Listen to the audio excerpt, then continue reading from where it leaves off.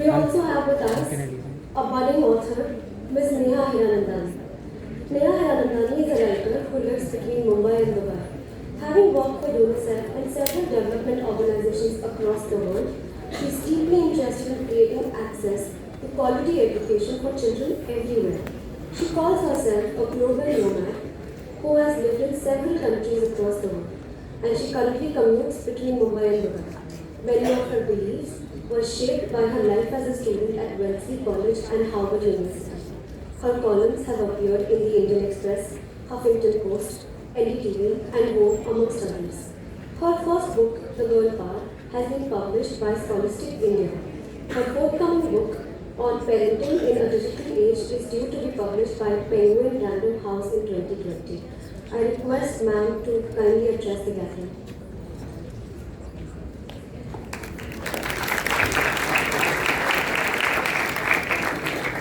Good afternoon, everyone. It's a delight to be here, but before I start, let me first thank everyone on this stage.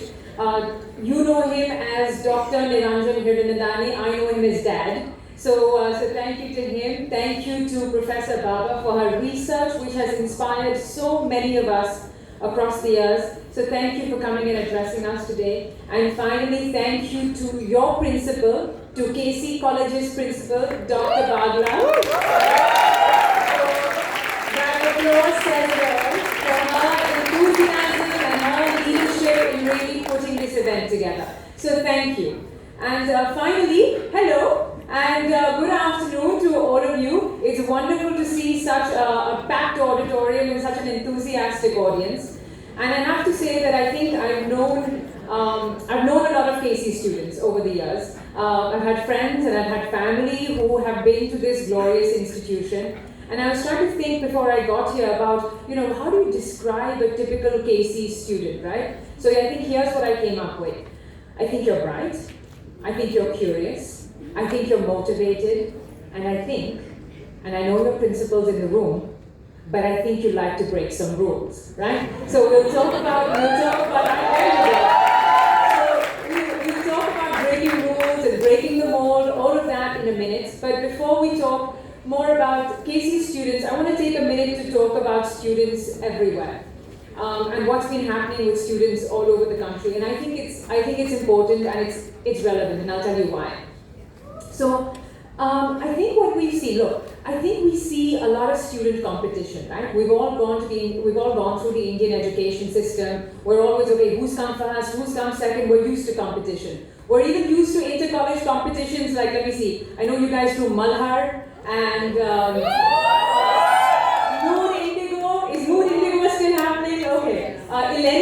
Is Illenium still happening? So I know there's a lot of competitions that college students go through, right?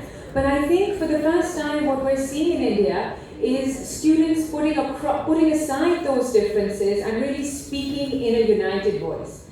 And I think that's important for a couple of reasons. One, especially in a country like India where hierarchy of age matters a great deal, right? So we often hear from the older generation, they'll talk about students or they'll talk about the younger generation and they'll say, oh, bacche hain, unko kuch nahi pata, right? And you see students really turning this thought on its head now by saying, look, don't dismiss us like that. Don't tell us we don't know. We're going to participate, we're going to come up, we're going to speak. I think that's incredibly important.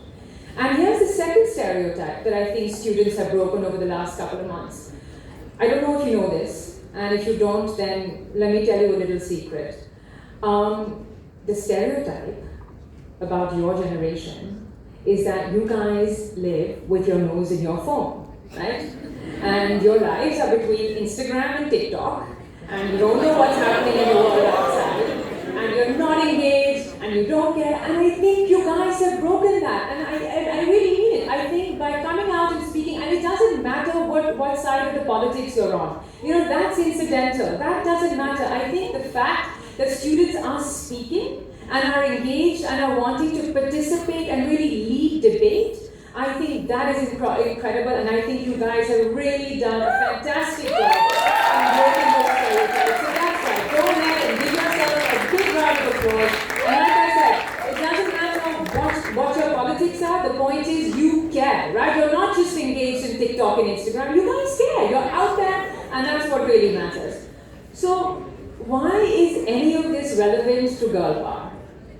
I think it is. I think it's incredibly relevant because the women that I've profiled in this book, and like Dad rightly said, there were so many incredible women to choose from. But the 50 women that I've profiled in this book did exactly that. They broke stereotypes. They broke the rules. And many times it wasn't easy. So I'll give you a couple of examples. There's a woman named Subhasini Mistry. By the way, the books are outside if you guys want to check them out. There's a woman named Subhasini Mistry that I've talked about in this book. She grew up in a village in West Bengal where there were no hospitals. And people were dying because there was no access to healthcare. Now this woman has worked for 25 years. Let me tell you what she's done. She's worked as a maid. She's collected coal from dumps. She has sold vegetables. She has polished shoes. And she has saved for 20... She was so illiterate, by the way. I mean, she was illiterate. She couldn't even tell the time. That is how unaware she was. She has saved for 25 years and built the first hospital in her village. She has won the Padma Shri for healthcare, and she has treated, her hospital has treated over 250,000 patients, most of them for free. Right? So that's the kind of thing. Arunima Sinha. A lot of the panelists who came before me spoke about Arunima Sinha. I don't know if you know her story. If you don't, check it out. Amazing. She's got her one leg is amputated. She's got a steel rod in the other. You know what this girl decides to do? Climb Mount Everest. And she becomes the first female amputee in the world. The first female amputee in the world to have done that. So that's what I'm talking about. You know, those are the kind of stereotypes that these women have broken. And so here's what I want to tell you. Their lives are very different. So in this book, there'll be scientists, there's scholars, there's spies, there's pirates, there's all sorts.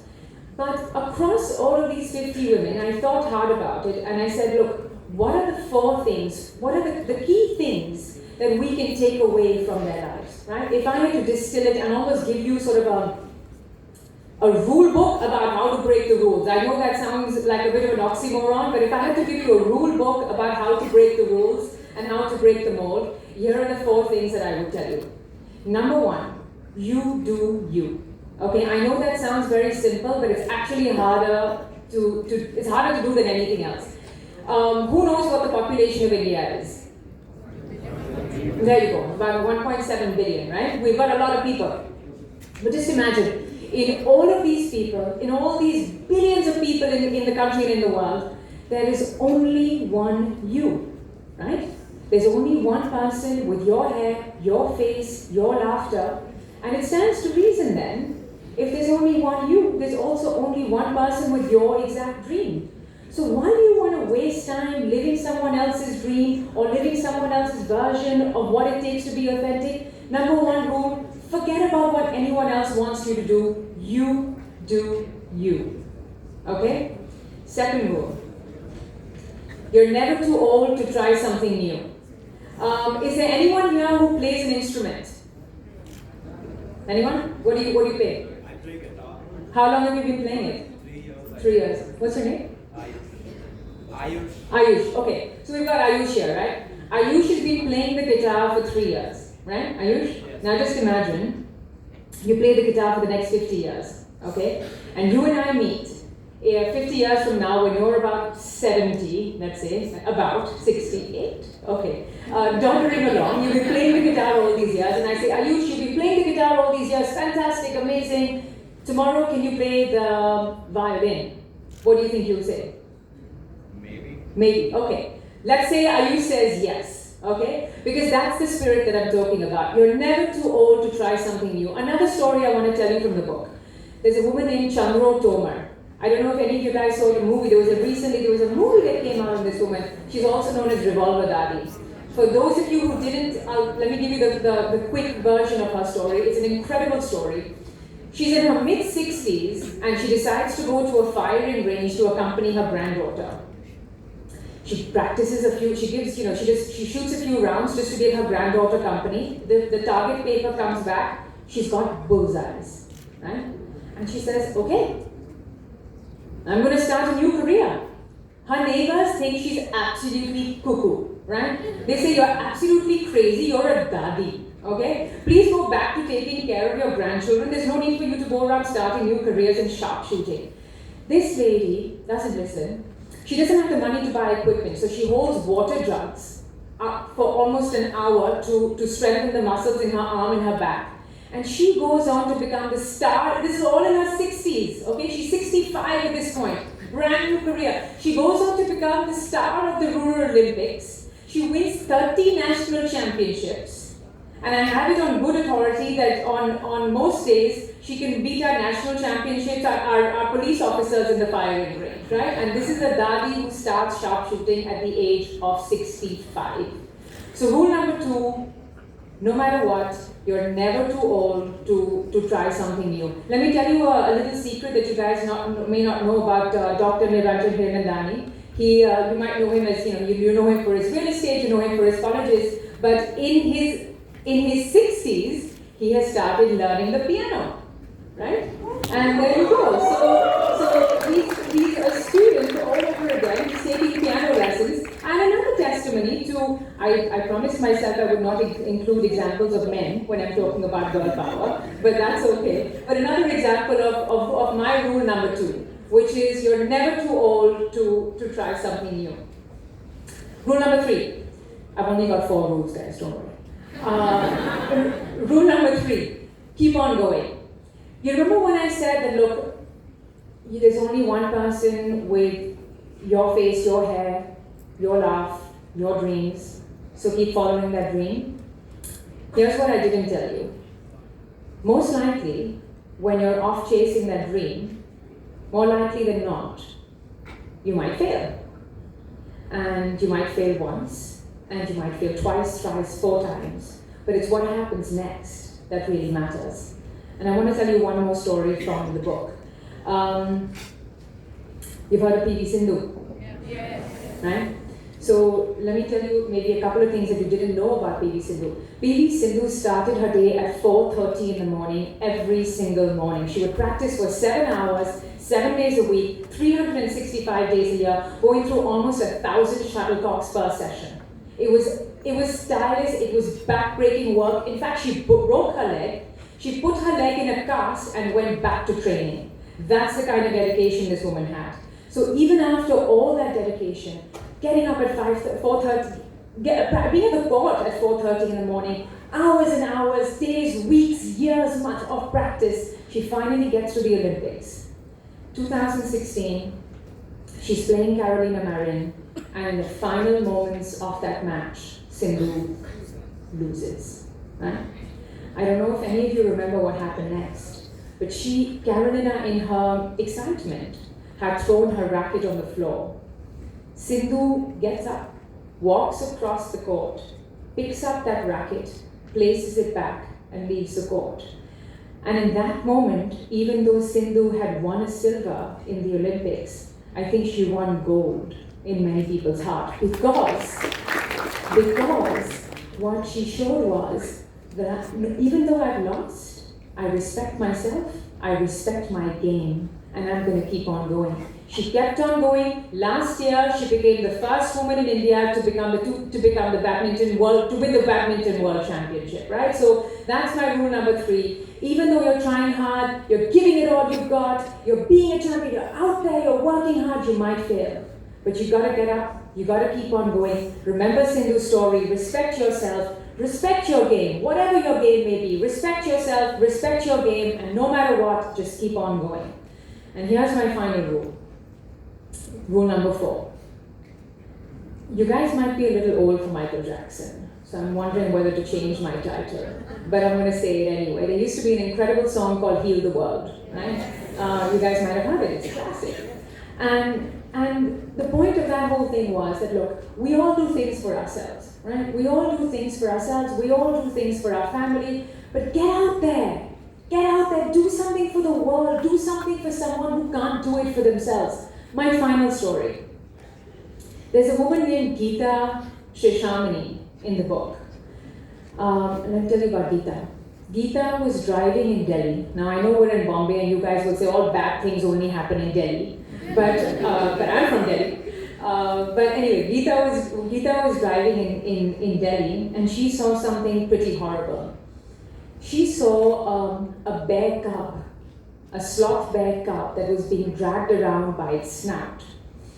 Basically, for 400 years, there had been this practice, horrible practice in our country of dancing bears. I don't know if maybe you saw them on the street sometime, right? These kalandars would make bears dance. Basically what they would do is they would go out, they would take a bear cub from its mother, they would rip out its claws, they would knock out its teeth, and this is the worst part, just bear with me for a second. They would take a really thick needle and they would pierce the bear's snout.